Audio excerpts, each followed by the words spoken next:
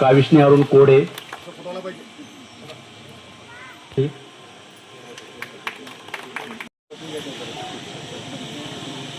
अभियान सुरू महसूल विभागामार्फत झालेलं आहे।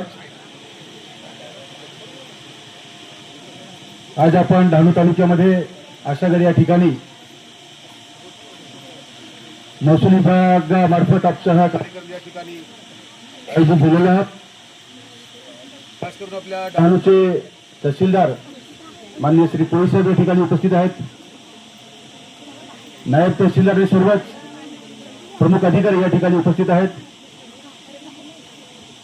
आपण सर्व लाभार्थी सुद्धा या ठिकाणी मोठ्या संख्येने आपण उपस्थित आहात। खरं म्हणजे असाच हाच कार्यक्रम तलासरीमध्ये सुद्धा तिथल्या तहसीलदार साहेबांनी आयोजित केलेला आहे आणि या ठिकाणी मी पुढे तलासरीला जाणार आहे। काही दिवसापूर्वी अशाच प्रकारचे कार्यक्रम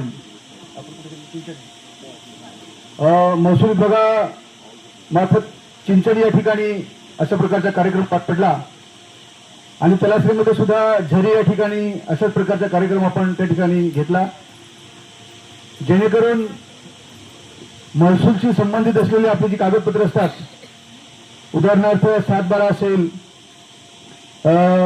उत्पन्नाचं प्रमाणपत्र आहे, रहिवासी आहे, जातीचे प्रमाणपत्र आहे, नॉन क्रिमिनल प्रमाणपत्र आहे, रेशन कार्ड आहे, फेरफार आहेत, ही जी महसूल संबंधी जी काही डॉक्युमेंट्स आहेत ही आपल्याला सुलभरित्या मिळाली पाहिजेत, हा उद्देश ठेवून आपण हा कार्यक्रम या ठिकाणी आयोजित केलेला आहे।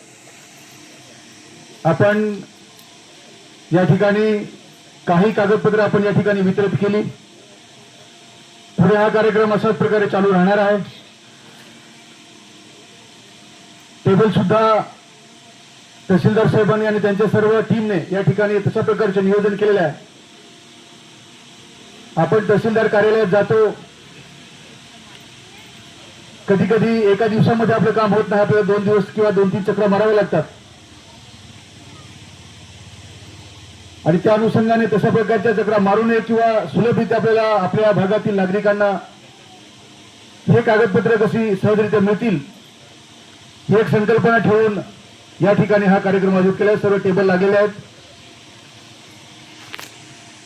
काही लाभार्थी या ठिकाणी आले असतील, त्यांनी त्यांचे कागदपत्र देऊन ती प्रोसेस पूर्ण झाल्यानंतर तुमचं फायनल जे काय कागदपत्र आहे ते शेवटचं तुम्ही घेऊन जायचे आहे इथून।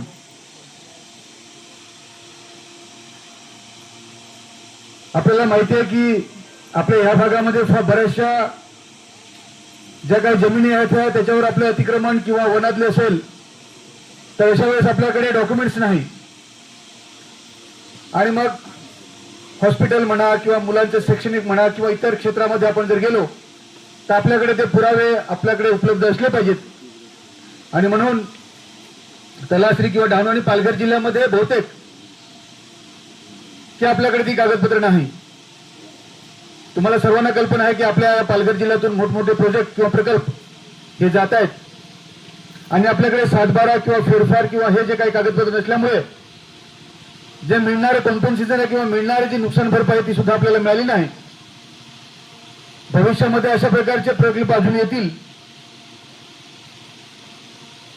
अजूनही काही शेतकऱ्यांच्या जमिनी संपादित होतील भविष्यामध्ये।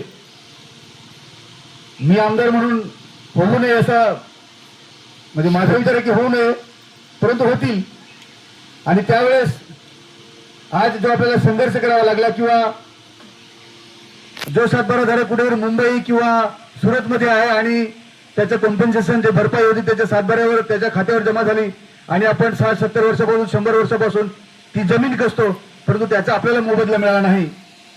त्यावेळेस ह्या भागामध्ये शिक्षणाचा अभाव असल्यामुळे काही कागदपत्र आपल्या पूर्वजांना ती करता आली नाही, परंतु आता आपण बऱ्यापैकी शिक्षित आहोत। भविष्यातले येणारे हे जे काही संकट आहेत त्याला सामोरे जाण्याकरता ही सर्व कागदपत्र आपण करून घ्यायचे आहेत। आजच्या दिवस इथे आहे कार्यक्रम, तरी सुद्धा पुढे तहसील कार्यालयात सुद्धा जाऊन तसं कोळी साहेबांशी मी बोललेलोच आहे की अशा प्रकारची काही प्रकरणं आली तर लवकरात लवकर ते आपण पूर्ण करून द्यावीत। नक्कीच आजच्या या कार्यक्रमाचा सर्वांना लाभ होईल, तो करून घ्यावा अशा प्रकारची आपल्याला सर्वांना विनंती करतो आणि थांबतो. धन्यवाद. जोरात काम करायचं.